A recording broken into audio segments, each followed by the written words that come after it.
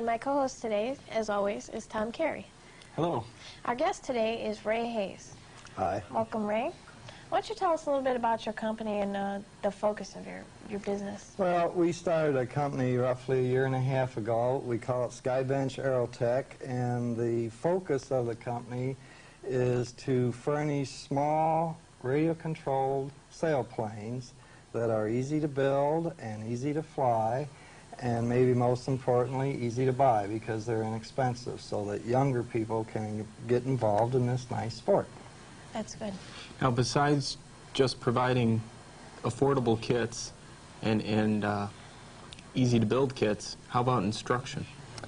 We have a program that we've put together with the help of the Romeo Parks and Recs department, where they furnish us a field behind the Romeo Youth Community Center building.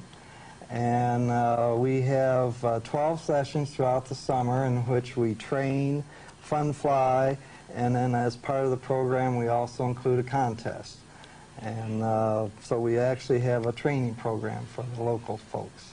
Now, I remember when I first got into or dabbled a little bit in RC airplanes that the attitude of the experienced flyers wasn't real good. What's it like with your group? Well, we don't have any old pros, so to speak, with the exception of myself. And I know exactly what you're talking about, and we make great effort to help the people. What happens to us is when we're out in the field doing our thing, people come by and express their curiosity about it, and we kind of go out of our way to explain what we're doing and what's involved and how long it takes to build these things and how long it takes to learn how to fly them. And because it's a great hobby, and most people don't know about it, because usually when we're flying, we're off in a field that nobody sees unless they're on a hike. And so we're just trying to bring it out in the forefront here and maybe have other people enjoy the hobby as much as we do. I'd like to add that Tom wasn't able to go last weekend when we came out to visit you. And I have to say that everyone there was more than hospitable. And they're willing to let you take the risk of letting you fly their plane. Because I saw a couple crash and burn, and I did not want to break their planes, but they wanted you to. They wanted you to learn, and it was just so nice to know that these people were right there, you know, backing you up. I missed a real opportunity. Yes, you did. Tom was too busy. Yes. How long does it take the average Joe to learn how to fly a sailplane? Well, I've developed a system that the average Joe would probably take maybe 3 or 4 flights that last 3 or 4 minutes each. And at the end of those 3 or 4 flights, depending on average Joe, he would then really have the basics down. He would have left and right and up and down and be able to control the airplane to a point where he could keep it on the field, and when it came time to land, be able to land without the crash and burn. 3 or 4 flights, about 3 to 4 minutes apiece? So you're talking 12 minutes. The small airplane, the way I do it, we keep the small airplane right out in front and close to the pilot, and he just feels more attached to it. It's like the Nintendo games that are cable hooked. All right, well, they just feel hooked, so to speak, as opposed to the airplane being much further away and flying much faster. And then the actual system that we use, the learning system, I think helps a great deal too. Okay. Now, the design of you design all these kits, or? This here, for example, is my own design, and it's not even on the market yet, but it was flying in our last flying session in somewhat of a different configuration, but this is a design that actually comes in this size and 2 other sizes, and it's an easy airplane to build. and it's basically all balsa wood, as opposed to some of our other kits, which the wings are actually basically foam that are covered with a wood, balsa wood sheeting. Okay. How much do these planes usually weigh? Well, this airplane here, just the way it sits, is 8 ounces. And with all the... With the radio gear in it and so forth, they'll be about 12 to 13 ounces max. Yeah, I picked up a couple, and it was just, I couldn't believe how light these things were. Or I could just, you know, and I guess it's necessary to throw them, but it was just amazing. I couldn't believe it. Well, what we do with them is we have 2 ways to launch them. One, we actually throw them. So you do hand launching? We do hand launching, and of course the whole idea is to catch a thermal. And maybe a lot of people don't know what a thermal is, and it's hard to describe because you really can't see it. And so what we do is we learn how to read the reaction of the airplane as it's flying through the air, and that then tells us if we're in a thermal or not. And if we do get in a thermal, we try to stay in it, and if we stay in it, we can go 2,000 to 3,000 feet. Not quite that high with these little ones because they're out of sight at that height, but it's a combination then of flying the airplane in the thermal, and even though they are light, they are configured, and the airfoil is such that they fly very well, actually. Okay, So they're easy to build, easy to fly, and affordable. And easy to repair, because a crash is inevitable in this hobby. Okay. Okay, with that, we'll watch, we took some video of that, and we'll show how some of the planes looked when they were in the thermal, and when I got to fly one. Yes, how about that? Well, I had someone helping, so. Since the beginning of time, man has looked to the heavens and wanted to fly. In the mid-60s, radio-controlled soaring came about. But as time went on, soaring became more and more expensive, with carbon fiber sailplanes, Kevlar, vacuum bagging, and so on. Until a group of people got together in the mid-90s, 1991, 92, and decided soaring should go back to its basics of a 2-channel soaring aircraft. What you are watching is taking place on a baseball field in Romeo, Michigan, 30-some miles north of Detroit. What is unusual about this is while these planes are flying, there's a baseball game going on in the very next diamond. Welcome to hand-launched soaring.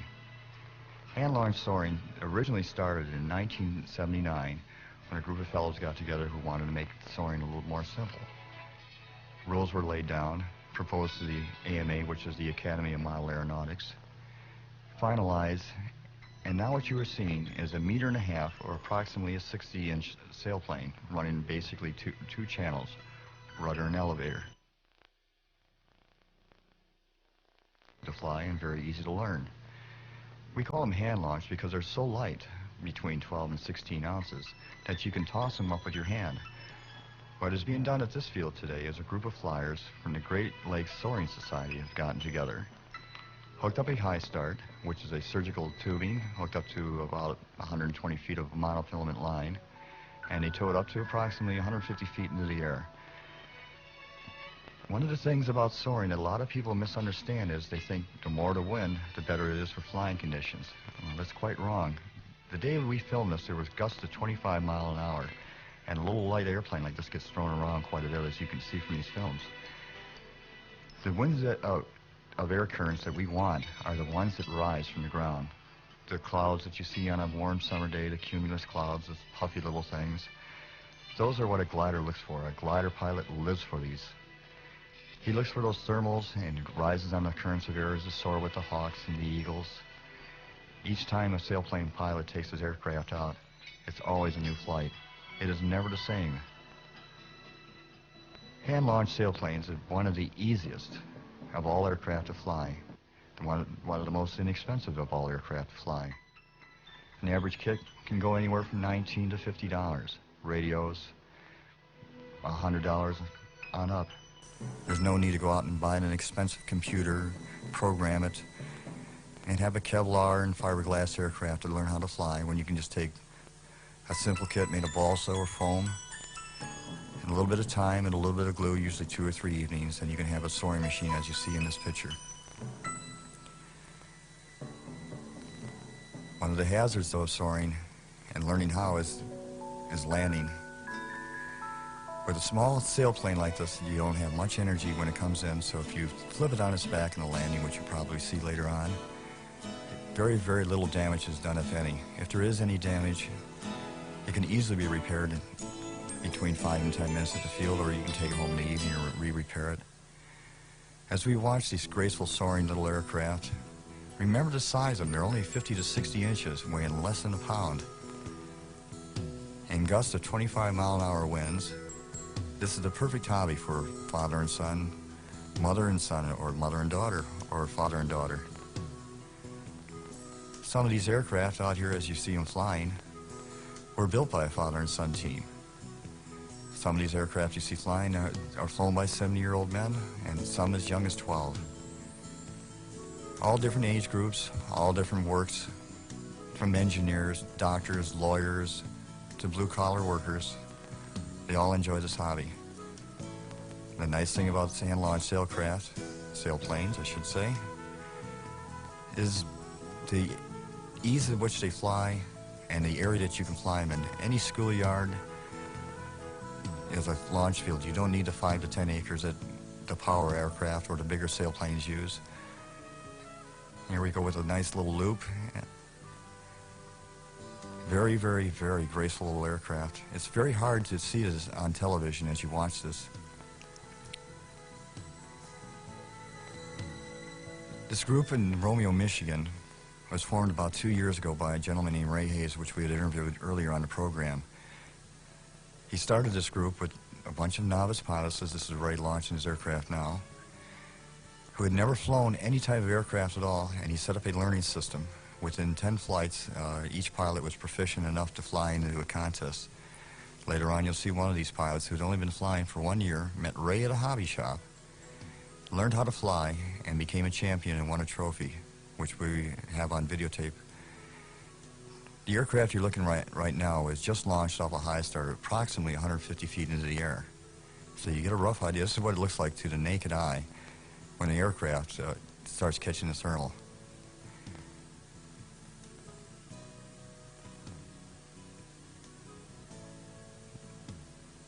I've been flying RC sailplanes for a number of years, and I myself have gone into the computers and the high-tech aircraft and fighting the trim and working to get one of these aircraft to fly and working in the lift. And I find myself always going back to my simple little trainer, the ones I've taught a lot of people to fly on, and the one more contest with. One in specific is a 1969 built aircraft. I've won more contests with it. It's so stable as it's seen in the pictures like this. And it makes it a much more relaxing day to fly. Even in the winds, these little aircraft can gyrate around. You can do loops, rolls, anything that you want. Soar up to the clouds, reach up and touch the face of God. Soar with the eagles or the hawks, or just go out and have a good time, whether your flights are 1 minute, or some of these have been known to fly for 2 to 3 hours. The world's record is well over 24 hours for soaring. Hand launched, we really don't have any records yet to be established, but one day we will. There's no special license needed to fly these. But you don't want to try this alone. You want to have an experienced pilot handy to take you through the turns and help you through the lefts and the rights. The hardest thing for anyone to do who's ever flown a full-size aircraft is to fly one of these, because there is no feel. You're standing on the ground while the aircraft is going through the rivers of air, bouncing, gyrating, stalling, turning left and right.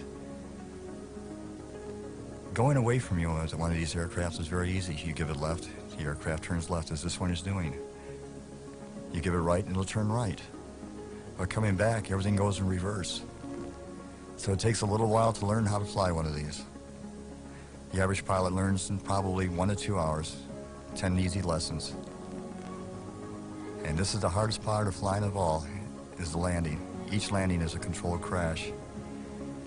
When we were filming this day, there was a group of 16 men and boys that got together to have a Sunday contest, which they called a man-on-man, where they launched 2 to 3 aircraft all at the same time.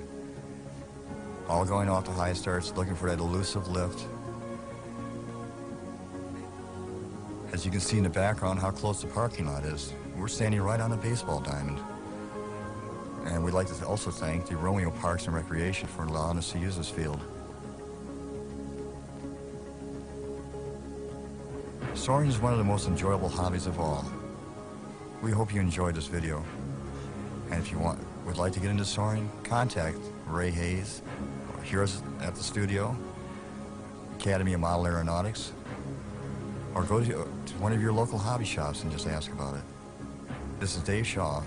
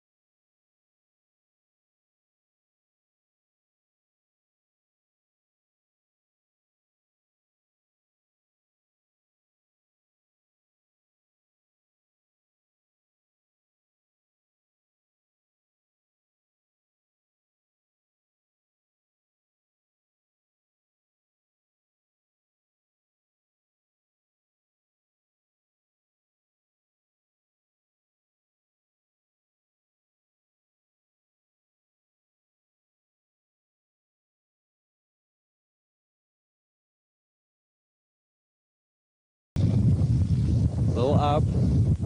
Oh, you're diving. Up, up, up. Good. All right. You're in buoyant air. Now, give it right stick. Give it right. That's good. Now just keep it coming around. Give it a little up. A little up. No, wrong way. Up. That's better. See how it comes around? All right. Now straighten it out. And track upwind with it. Okay. Just go straight. Give it a little down. A little nose down. So when you're tracking out, little nose will give it some speed. So just give it a little down. Okay. See how it's tracking straight? Yeah. See it go? Yeah. All right, it's tracking nice and straight now. Oh, give it a little right, little right, little right. Uh-oh, that was crash and burn time, but you caught it. Here it comes around. See it? Yeah. See, all right. Oh, okay, you better give it to me. I'll give it to you. All right. We'll bring it back a little bit upwind here. Downwind, I should say. All right. This ship here has rudder, which I'm turning with right now, an elevator. And as you can see, I'm following the rudder around with the aileron. See how it turns nice and sharp there? Yeah. Now this stick all right, straighten out. This is your aileron. See how it rocks back and forth? Uh-huh. Okay, but this coordinates the turn. See how I'll do a nice right turn. See it come right around? I give it a little up pressure in the turn. Keeps the nose from dying. There it comes. Just did a nice couple turns. Now what I want you to do is try flying the rudder while I fly the aileron, which is this stick. Okay. All right? See, we're trekking nice and straight. All right, now I'm going to go into a nice left turn, but you're going to start it. Just put the rudder a little bit to the left. See? All right, there it starts to turn. Now I'm going to come around with the wing. Just hold a little more left, a little more. All right, now straighten it out. There it goes. See how the tail end, see how it coordinates the turn? It comes right around when you put the rudder in. Several years ago, Robert Redford starred in a movie called The Natural. It was a story about a baseball player with a natural-born skill to hit the home runs, as it were. And here in the first year of the Great Lakes Soaring League 1.5-meter sailplane competition, we had the privilege of being defeated by what I would like to call a natural sailplane flyer. Now, flying radio-controlled sailplanes is somewhat difficult. Military pilots and airline pilots with thousands of hours of experience flying multi-million-dollar jets who have tried this sport have always commented how difficult it is when they first try to fly an airplane with their feet planted firmly on the ground using only their eyes as reference. And Paul Sherman here, in his first year of competition against the accumulated experience of over 100 years of flying radio-controlled sailplanes, literally knocked the socks off of us old-timers. And so, Paul, I'd like to congratulate you on a victory and a job well done last year. And you've set a new standard for all of us to achieve. Thank you very much, Paul. You want to say a few words? Well, I'd just say that this may be the new standard, but down the road I think we'll look at it as the old standard, considering some of the scrapings we had to go through to make it happen. But as it turns out, I think everything went off beautifully, and couldn't have been a greater group of guys to do it with. And I gotta say that I'm not the only flyer here worth mention. These guys out here will give it their best every time, and I got people on my tails as I speak, so we'll see what happens with the new year. Al? Thank you. Thank you.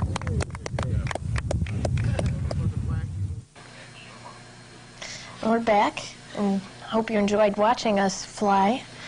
I really wish I was able to be there and experience that along with you. Well, if it wasn't so windy, it was a beautiful day. The sun was out and the grass was green, and it was just so nice, just to be outside at least. Now, that's a big part of it. It's a sport where you're indoors, possibly constructing your airplane, and then it's a sport where it takes you outdoors and enjoy the elements. Yeah, there aren't that many where you can cross over to do stuff in your house and then get to go see what it does. Yeah, actually, the way it works out for most people is during the winter months. We're in Michigan, we're all enclosed except skiers and so forth. And you're building. And we're building during the winter time. And then come spring, we're outdoors for the rest of the summer. Yeah, it was real nice. Well, I really wish I would have been able to be there with you, but I wasn't. Yeah. Well, I guess that's all the time we have, so I'm going to close our show today. For Tom Carey and Ray Hayes, this is Shelby Hobbies and Crafts.